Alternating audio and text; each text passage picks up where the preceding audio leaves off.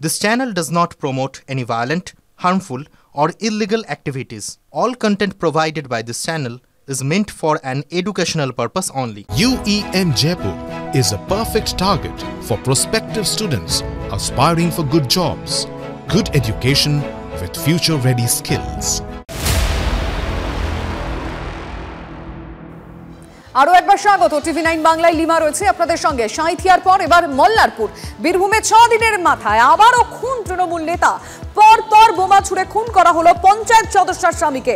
এই ঘটনায় একজনকে পুলিশ ইতিমধ্যেই গ্রেফতার করতে পেরেছে। প্রত্যক্ষদর্শীদের বয়ান অনুযায়ী গতকাল রাত 8টা নাগাদ বিশিয়া গ্রামে একটি মোড়ের মাথায় বসেছিলেন ময়ূরেশ্বর 1 ব্লকের পঞ্চায়েত সমিতির মৎস্য কর্মাধ্যক্ষ শাকিলা বিবির স্বামী তৃণমূল কংগ্রেস নেতা বাইতুল্লাহ শেখ।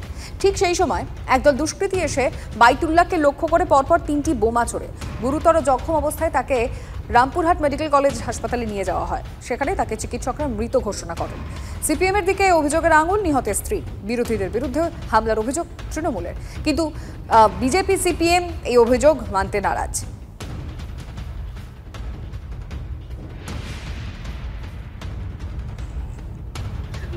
ওরা হিংসা করে পার্টিটা জিততে পারে না, একে থাকলে আমরা ভোটে জিতবো না বলে আমার মেয়েরাছে গো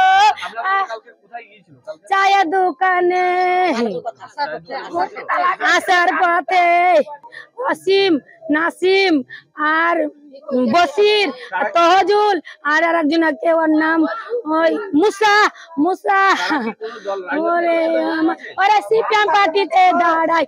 ওরা জিততে পারে না গো, ওরা জিততে পারে না।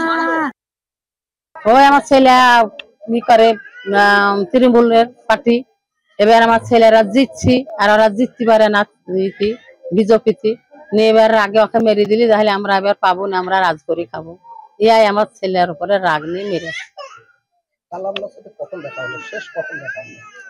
কাল ওই আমার ইচ্ছে তো বাড়ি লয়, আমার ওই পাড়ায় বাড়ি, আর একটু বেটা ঘর করে আছে নিয়ে ওই যখন বম ফুটে যখন দৌড়ে আসছে তো মেরে দিয়েছে। মই জিলছি, আমরা কি চাহাবো শাস্তি, চাহাবো শাস্তি লুবো, যেমন আমার ছেলেকে এমনি বিনি দোষে মেরেছে শাস্তি লুবো আমরা। হিমাদ্রি আমাদের রিপোর্টার সরাসরি রয়েছেন। হিমাদ্রি, একজনকে গ্রেফতারের খবর তুমি জানিয়েছো, কে সে এবং তার কাছ থেকে কিছু কি জানা গেছে তথ্য?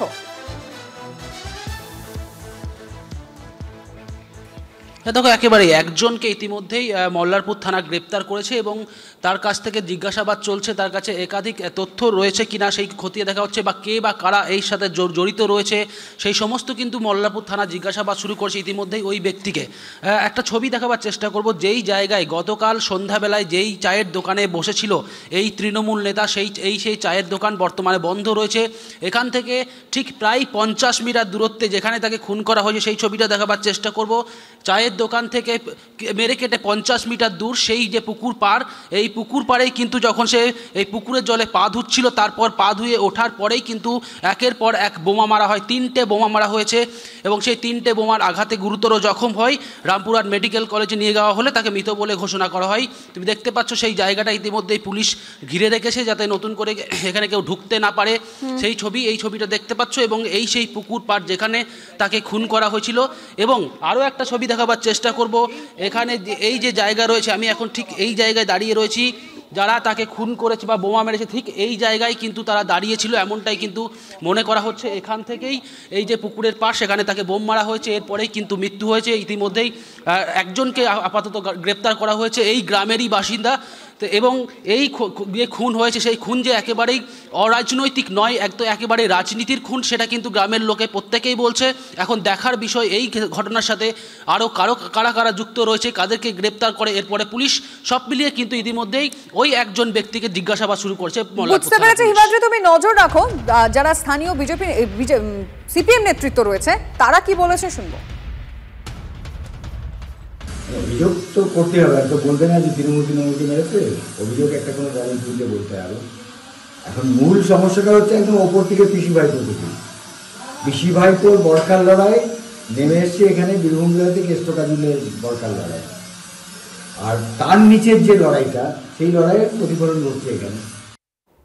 পরিবারের তরফ থেকে কি বক্তব্য এসছে শুনবো। আমরা চায়ের দোকানে আসলাম, আসার পেছনেই বাইতুলকে বোম মারে। ওই যে দুষ্কৃতী বললি প্রধান সাহেব। হ্যাঁ হ্যাঁ চিনতে পেরেছি। নাম পরে বলছি, প্রশাসন না করবে। লিখিত কমপ্লেন করতেন, আপনারা সবই ডিটেলস খবর পেয়ে যাবেন। একসঙ্গে আসছিলাম চা খেয়ে দিয়ে। 3টা। আমার দাদা চার দোকান থেকে চা খেয়ে যাচ্ছিল, এই মুহূর্তে পেছু থাকা দুষ্কৃতীরা হামলা করে।